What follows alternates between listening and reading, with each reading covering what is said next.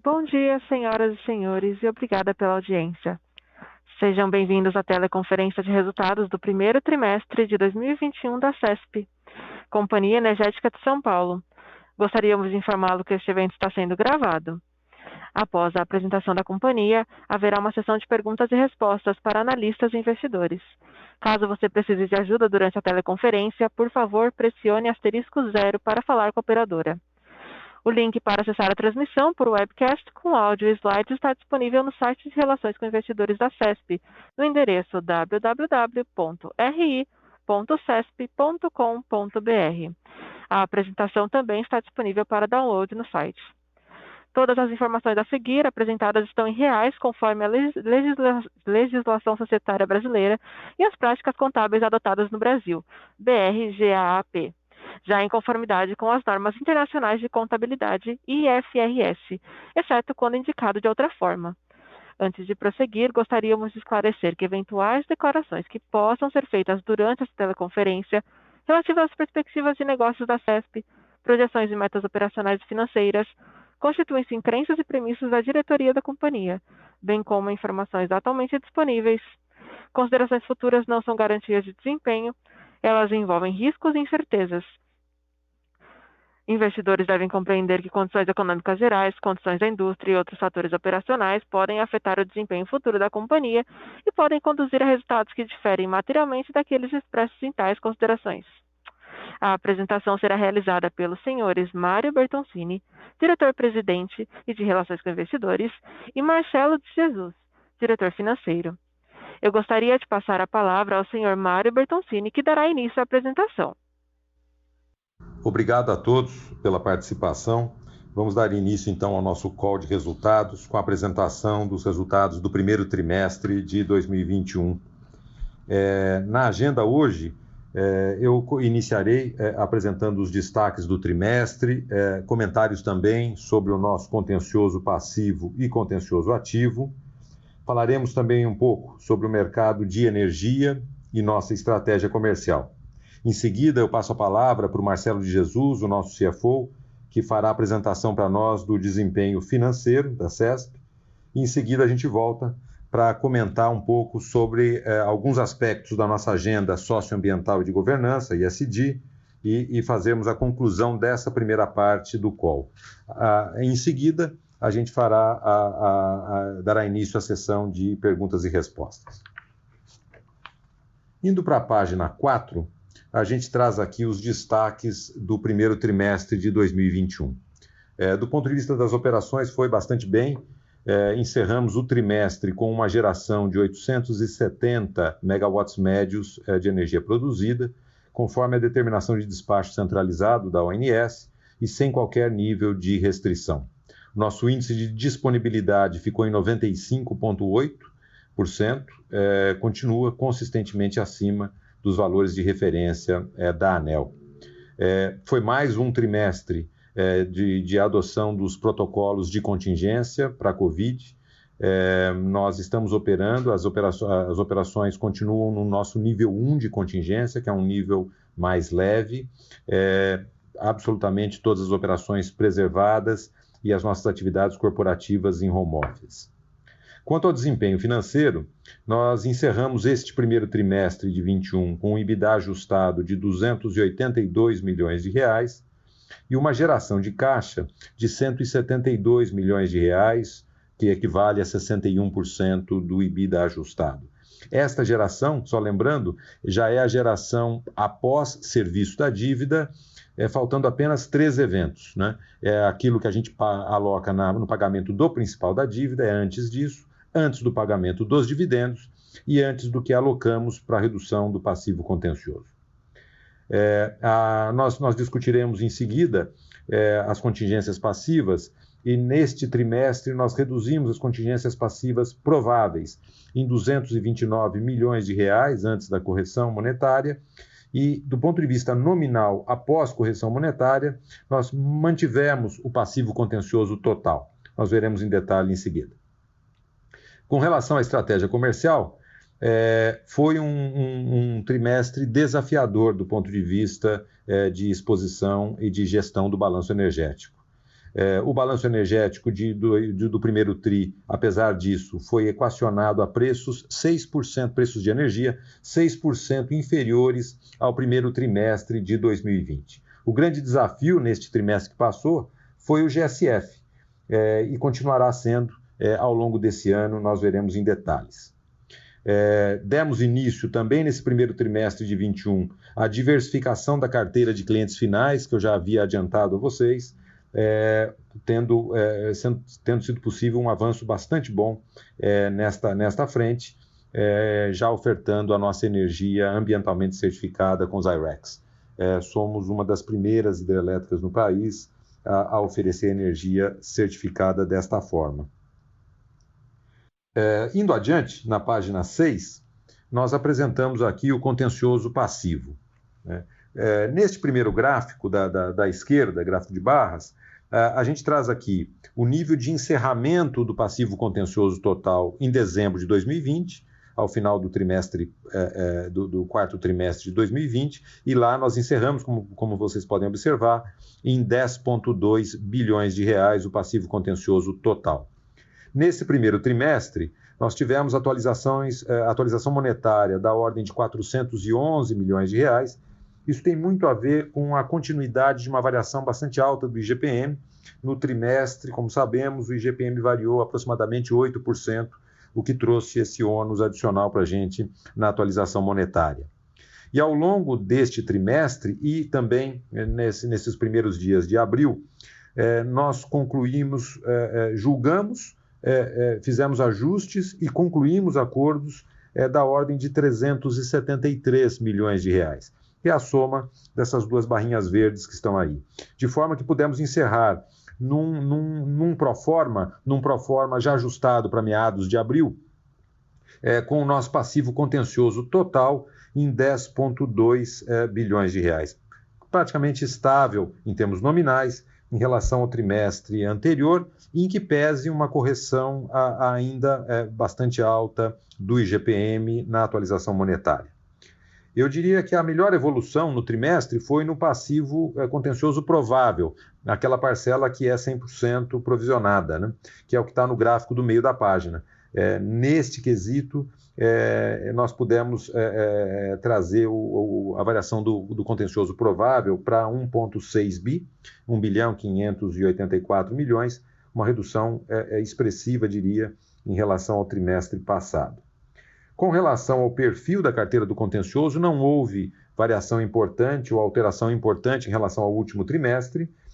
O gráfico de pizza da esquerda à direita mostra que oleiros, ações relacionadas a oleiros, correspondem a 35% do nosso contencioso total, seguidos de pescadores, em particular duas grandes ações civis públicas, ACPs de pescadores, com 28% do total da carteira. E o restante é uma miscelânea de diversos perfis de ação, de ações judiciais, começando pelo cível em geral, que não são oleiros e pescadores, e também passa por algo do tributário e uma ação ambiental no passivo contencioso. Só para encerrar essa página, nós conseguimos reduzir esses 373 milhões que já foi apontados aqui do passivo contencioso total no trimestre, com desembolso ou compromissos de desembolsos futuros de apenas 10 milhões de reais. Uma performance bastante boa. Na página 7, nós comentamos sobre o contencioso ativo de Três Irmãos. O fato novo aqui, conforme relatamos ontem em fato relevante, é de que, em julgamento do recurso especial no STJ ainda ontem, o STJ não acatou o pedido liminar apresentado pela CESP. Portanto, o julgamento daquela liminar para a liberação do incontroverso foi julgado desfavorável à CESP. Este julgamento não afeta o processo principal em trâmite, que corre na primeira instância. Em relação a esse processo principal, o próximo passo que aguardamos é a nomeação do novo perito, que substituirá o anterior pelo falecimento. A gente ainda aguarda as instruções do juiz sobre a nomeação deste novo perito e os próximos passos acerca da finalização daquele laudo de avaliação e as respostas aos questionamentos da União. Indo adiante, na página 9, nós trazemos comentários sobre o mercado de energia. Foi bastante desafiador. O que nós estamos vivendo na questão energética, aqui em particular na hidroelétrica, tem muito a ver com a afluência e período chuvoso. A gente vem, e a gente mostra isso neste gráfico da esquerda, da página 9, a gente vem reiteradamente num período extremamente seco. Já ao final do ano passado, o nosso nível de energia natural afluente, o ENA, em nível Brasil, nacional, já vinha consistentemente abaixo dos níveis anteriores. O que a gente traz aqui para os meses de novembro e dezembro de 2020 é uma comparação razoavelmente abaixo do que valeu para os mesmos meses do ano de 2019, e nós viramos o ano sem alteração deste quadro, um quadro ainda seco, bastante seco.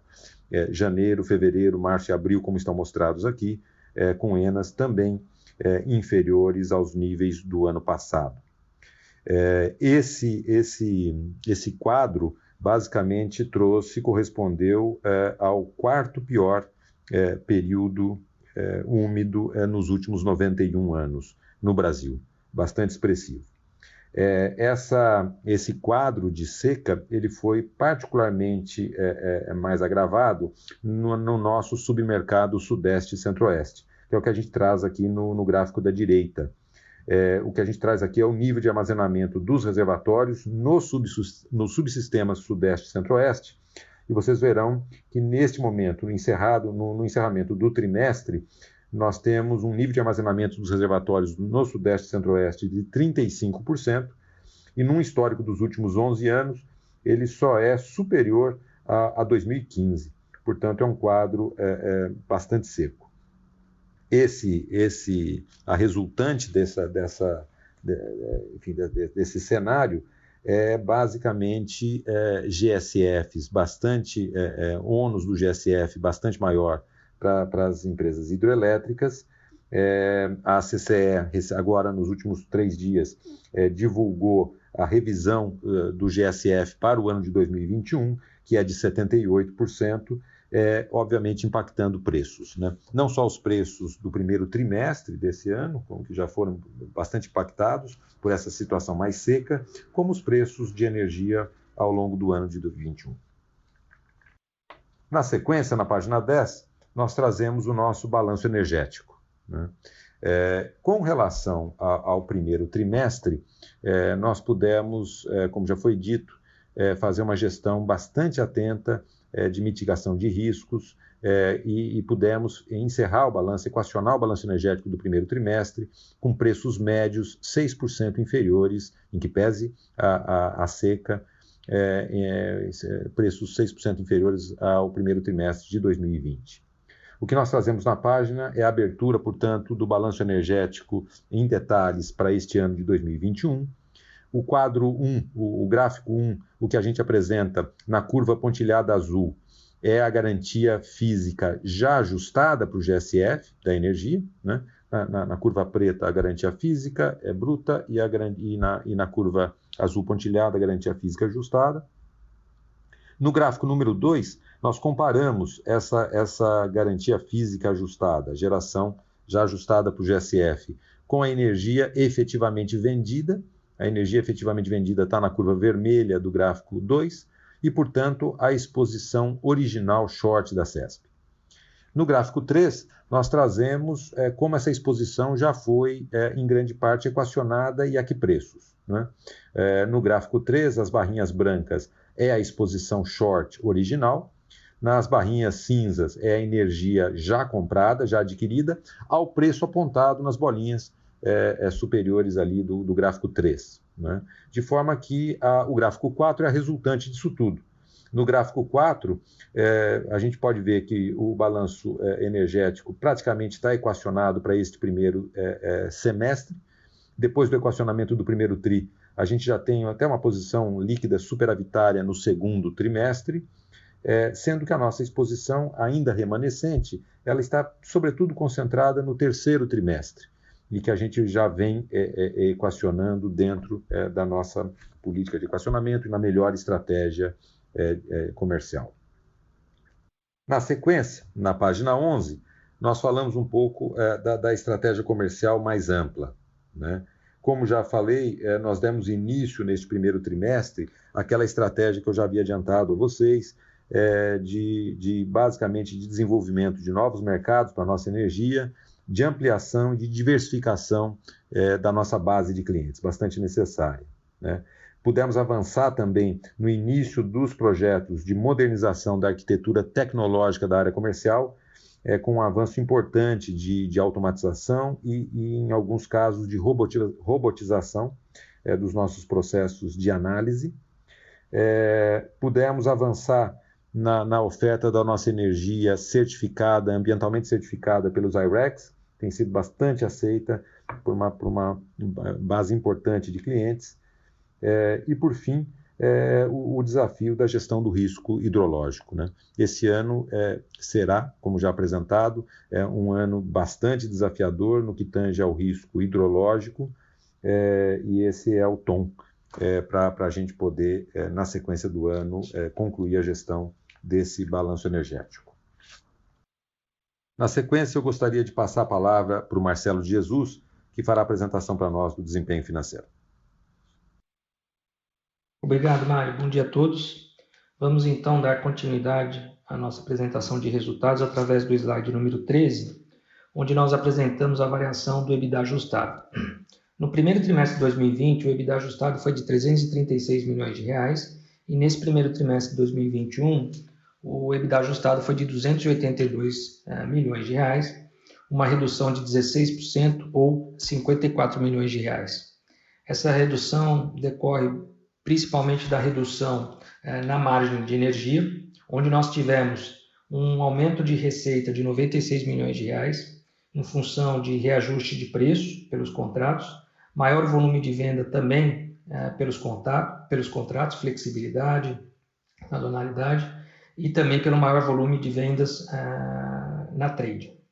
Por outro lado, em função da piora no GSF, que nesse trimestre foi de 86,6%, quando comparado com o primeiro trimestre do ano anterior de 103,2%, isso nos levou a uma necessidade de maior compra de energia, que nesse trimestre foi de 361 megas médios, contra 172 megas médios no primeiro trimestre de 2020, ou seja, um aumento de 110%. Ainda assim, nós tivemos uma redução no preço médio de compra, que saiu de R$ 221 por megawatt-hora no primeiro trimestre de 2020 para R$ 208 por megawatt-hora nesse primeiro trimestre.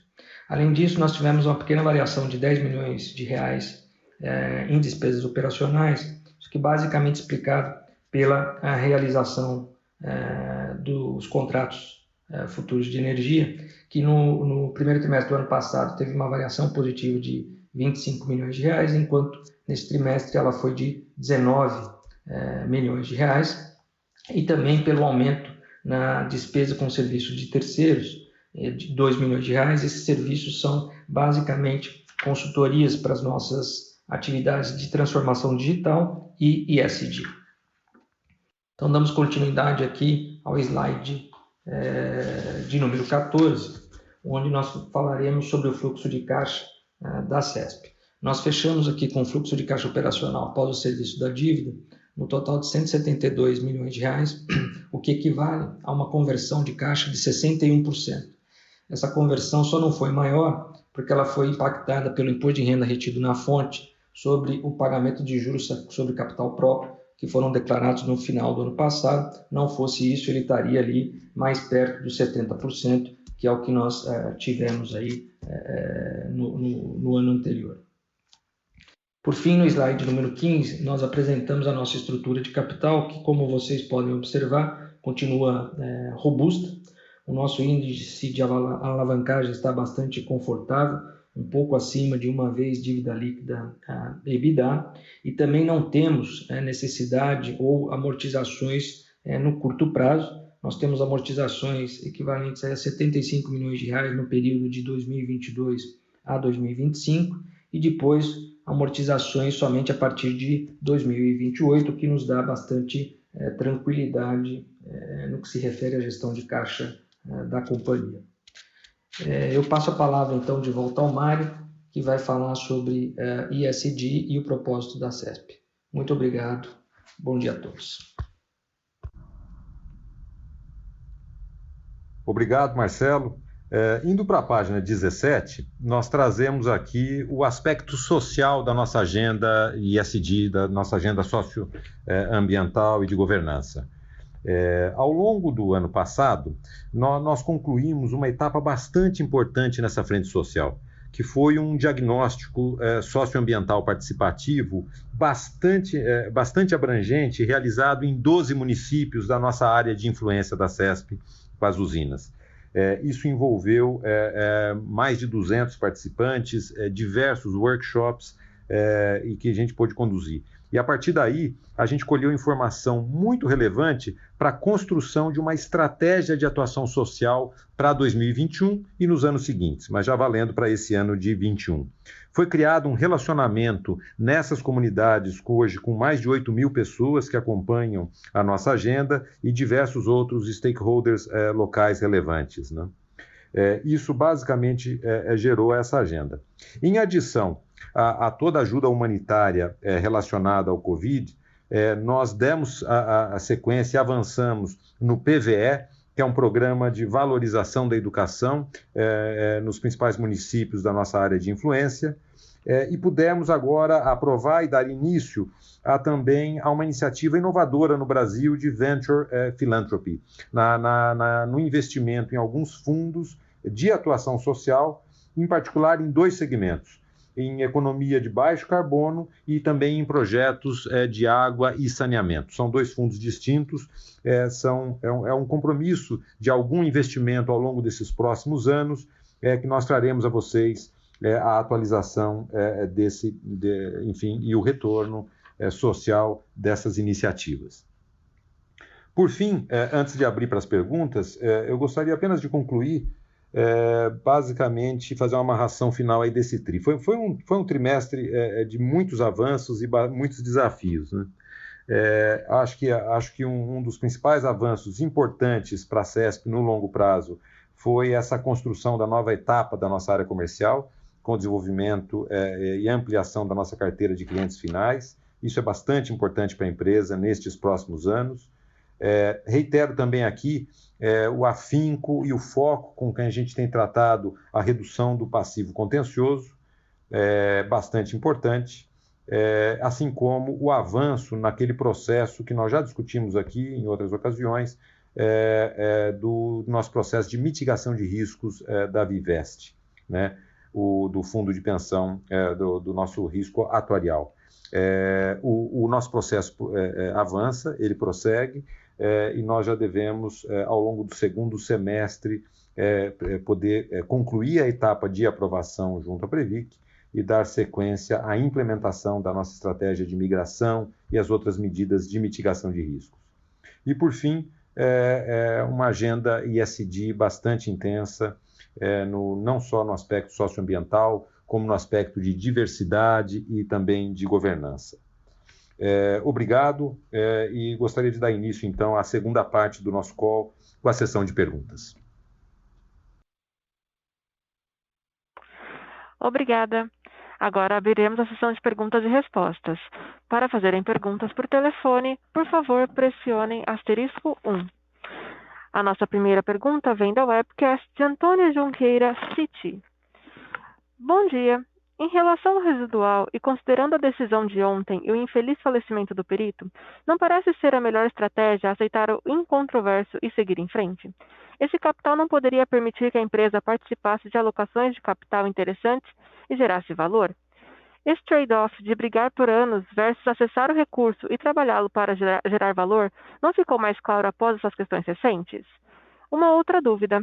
A empresa pode sair do MRE? Porto Primavera teve seu ajuste de assegurada para o leilão, mas o resto do setor não teve. Na prática, a CESP acaba pagando pela assegurada enfada dos demais. Ok. Obrigado, Antônio, pela pergunta. Mário aqui. Vamos lá, então. Primeira delas, em relação a Três Irmãos. Com relação a Três Irmãos, Antônio, a gente nunca escondeu do mercado que a gente não teria interesse no trânsito em julgado final do processo de Três Irmãos, né? Isso pode, no Brasil, levar outros 10 anos à frente aí para ter uma conclusão. Nunca foi a nossa ideia ou estratégia esperar por esse período todo. É verdade que os eventos recentes, eles também influem no timing de retomada de uma negociação com a União. Me refiro não só ao julgamento de ontem, da liminar, como o próprio falecimento do perito e o atraso no processo principal, que é o nosso foco na primeira instância.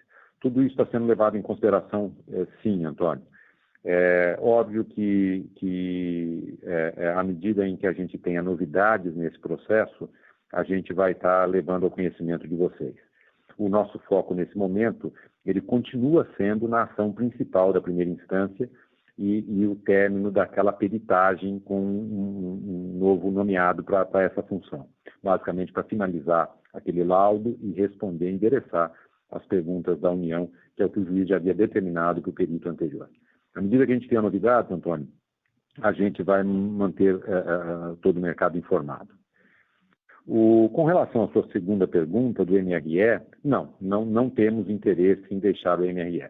A estratégia da CESP contempla participarmos daquele condomínio que é o MRE. Com relação à energia assegurada que você se referiu, é verdade, a gente, até por conta da privatização e como diz a regra, a revisão da energia, da garantia física, da energia assegurada da CESP, ela foi antecipada para 2019 e já foi revista. E a bem da verdade, até então, em condições normais, e me refiro a um despacho médio desses últimos 2 anos, a gente despachou levemente, por determinação do ONS, a gente despachou levemente acima da própria garantia física. Isso não muda a nossa estratégia de MRE. Existe, já por contrato, em outras concessões de outras hidrelétricas, uma revisão periódica de longo prazo, que já está contratada, já está, de alguma forma, no calendário, e, eventualmente, até o avanço da própria privatização da Eletrobras poderia adiantar e antecipar uma revisão de uma parcela importante, que são os ativos hidrelétricos da Eletrobras nesse contexto.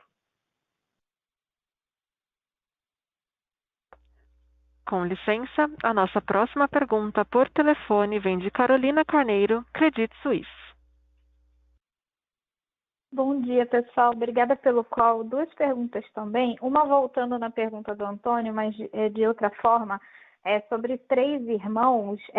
Em relação ao processo que não foi analisado, no caso, não deram provimento, né, seguimento ontem, vocês pretendem insistir, tem alguma forma de recorrer à decisão de ontem ou não, né? Se realmente não é essa estratégia que vocês vão seguir, feita a análise que eles fizeram de decidir não dar razão para o pagamento imediato do incontroverso, vocês vão voltar a focar só na questão de analisar o caso como um todo, então controverso ou incontroverso, mas para entender qual que é a estratégia jurídica aqui, dado que aconteceu ontem. E uma segunda pergunta é sobre crescimento, né? Vocês estão trabalhando nessa parte de comercialização que é muito importante. E dado que talvez essa questão do ativo, né, de Três Irmãos demore um pouco mais, e vocês já estão bastante adiantados na questão dos passivos, né, de negociação, se não faz sentido ver a empresa, então, focar um pouco mais esse ano na parte de crescimento. Obrigada. Obrigado, Carol, pelas questões. Com relação a Três Irmãos, a sua primeira questão. A decisão de ontem, lá da segunda turma do STJ, ela foi tomada com base, e se referiram à súmula 7 do STJ. Né?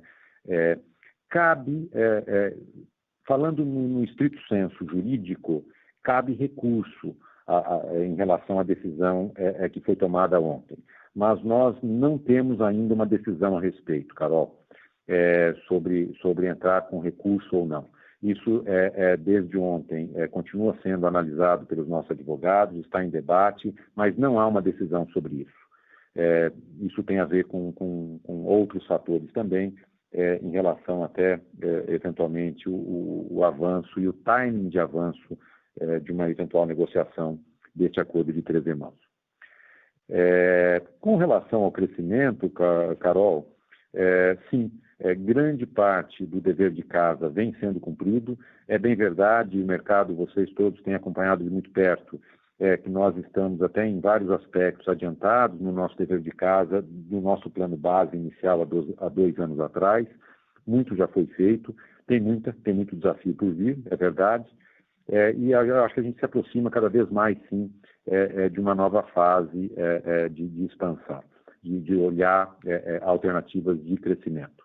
A gente não tem sido vocal nisso, é verdade, pode frustrar um pouco o mercado, mas eu acho que cada vez mais a gente está próximo de uma nova etapa. Obrigada. Com licença, a nossa próxima pergunta também vem da webcast de Joana Freire, da Estúdio.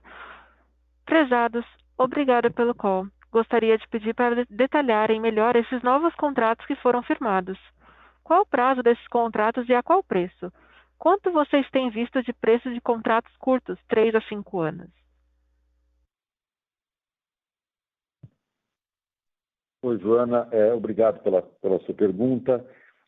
Com relação aos contratos de longo prazo, embora nós não tenhamos qualquer restrição de comercialização, de prazos, nós temos hoje uma política de comercialização de longo prazo que foca em triênios até 5 anos à frente. Então, nosso foco neste ano, Joana, passa a ser o triênio 2024-26. Né? Esse é o principal foco do avanço da comercialização.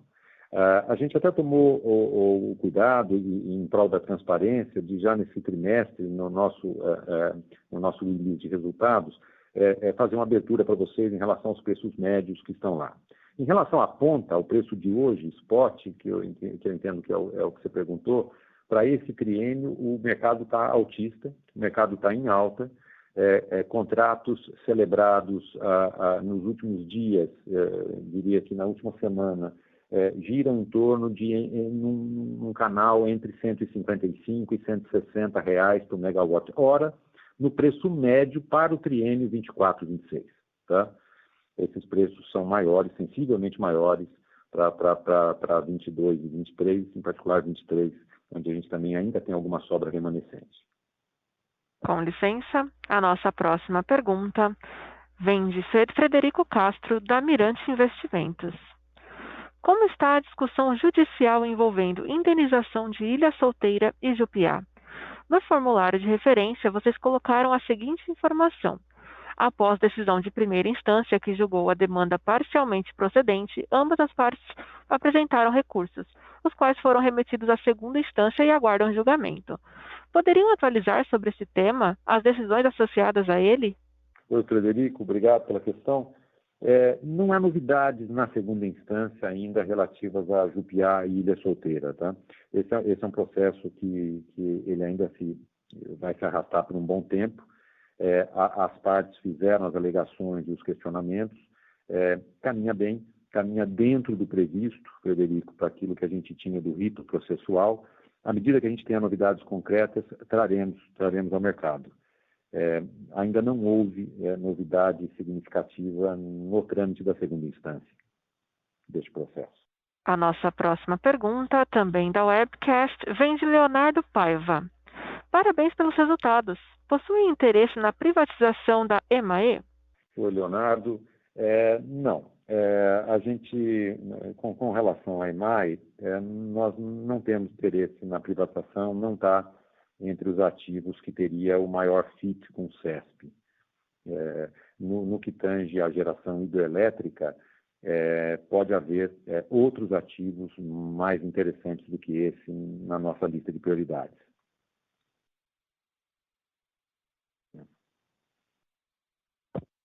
Com licença, a nossa próxima pergunta também da webcast vem de Gabriel Francisco, XP Investimentos.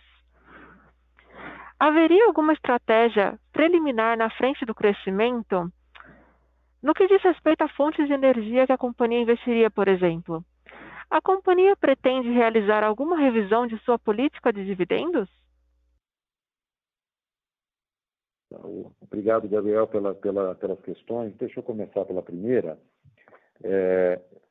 Com relação a uma estratégia de crescimento, no momento que ela vier, faz muito sentido duas coisas, né? Primeiro, complementar fontes de energia, né? A gente também sempre já articulou isso com o mercado, de que a complementação de energias renováveis, eólicas e solares, elas são sazonalmente muito complementares à geração hidrelétrica do Sudeste, né? E isso tem um valor sinérgico acima do retorno isolado de cada um dos projetos, né? Esse valor sinérgico pela combinação desses portfólios. Isso tem valor, não só para a CESP, como para vários outros players que já são integrados, né? Então, isso a gente também não descarta, Gabriel, investimentos, a análise ou a consideração sobre investimentos em hidrelétricas, né? Em que pese o risco hidrelétrico, em que pese a soma a uma carteira que já é essencialmente hidrelétrica, 100% hidrelétrica na CESP, risk adjusted, né? Aos preços e retornos bem ajustados para o risco hidrológico, nada contra, principalmente quando a gente puder agregar numa reestruturação do ativo e colher benefícios de uma transformação, como a gente pôde ter experiência em implementar aqui na CESP. Então, eu diria que essas são as duas frentes prioritárias a seu tempo, no momento em que a gente efetivamente estiver executando deals. No que tange a política de dividendos, veja, é muito pragmática aqui a nossa política de dividendos, tá? Enquanto um período de crescimento não chega, a CESP é forte geradora de caixa, se desalavanca muito rápido em qualquer circunstância, tem um alto cash conversion, e não faz sentido eu empilharmos caixa aqui indefinidamente a CDI. Então, assim, a gente tem sido, sabemos que a CESP está subalavancada, sabemos que tem uma enorme posição de caixa, e enquanto isso perdurar e não entrarmos numa fase de crescimento e de uma alocação de capital mais focada em novos ativos, continuaremos sendo um alto pagador de dividendos, né? Dentro de uma política bastante segura, de uma política de riscos, que o tempo inteiro estamos rodando cenários de estresse, cenários de contingência, e dentro desse cenário de conservadorismo, continuaremos sendo muito bom pagadores de dividendos. Com licença, lembrando que para fazer perguntas, basta digitar *1. Por favor, aguardem enquanto coletamos novas perguntas. Com licença, encerramos assim a sessão de perguntas e respostas. Eu agora gostaria de passar a palavra ao senhor Mário Bertoncini para as considerações finais. Gostaria de agradecer a todos pelo tempo, pela atenção, pela qualidade das perguntas. Foi muito bom o debate aqui. Dizer que temos várias frentes relevantes, foram várias delas apontadas aqui durante a apresentação e agora nas perguntas. Nós manteremos o mercado, dentro da nossa mais alta transparência, nós manteremos o mercado bastante informado de todos os desenvolvimentos que foram citados aqui. Muito obrigado, um bom dia a todos. A teleconferência de resultados da CESP está encerrada. Agradecemos a participação de todos e tenham um bom dia. Obrigada.